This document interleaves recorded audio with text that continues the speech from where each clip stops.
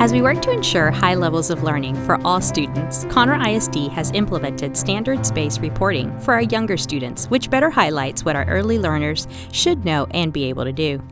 Standards-based reporting tracks student progress toward learning targets aligned to the standards set by the Texas Education Agency, as opposed to the more familiar and traditional points-based grading scale used in upper elementary grades and beyond. The purpose of moving from traditional grading practices to standards-based reporting in early grade levels is to create a more specific and understandable description of student learning for children, parents, and teachers. Here's a look at how teachers in Conroe ISD will report your child's progress. In standards-based reporting, student success is measured using proficiency scales for each learning target aligned with the state standards. Think of these proficiency scales as a progression of learning toward each standard. Performance Level 1 is emerging, where a student demonstrates progress toward proficiency on foundational skills. Performance Level 2 is approaching, where a student demonstrates proficiency on foundational skills. Performance Level 3 is meeting, where a student demonstrates proficiency on all grade level skills. Level 3 is where we want students to be at the end of the school year. Performance Level 4 is exceeding, where a student demonstrates understanding and performance beyond proficiency on grade level skills. Let's look at an example. Riding a bike is a skill that many of us mastered as children. Let's say the target is to have a student ride a bike up and down the street.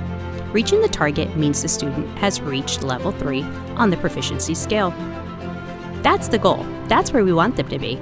If the student can go all the way around the block and do a wheelie, they've exceeded the goal and reached a Level 4. While a student that is learning to balance on the bike and pump the pedals would be at a Level 2. Proficiency scales are meaningful. They help teachers and students know exactly where to focus their efforts for growth. They also benefit the teacher by providing clarity when a student needs additional support or enrichment. For example, if a student has reached the performance level of a 3 on a learning target, the teacher will provide opportunities for the child to grow their understanding at a more complex level. To determine a student's performance level, the teacher collects evidence to assess each student's progress toward a learning target.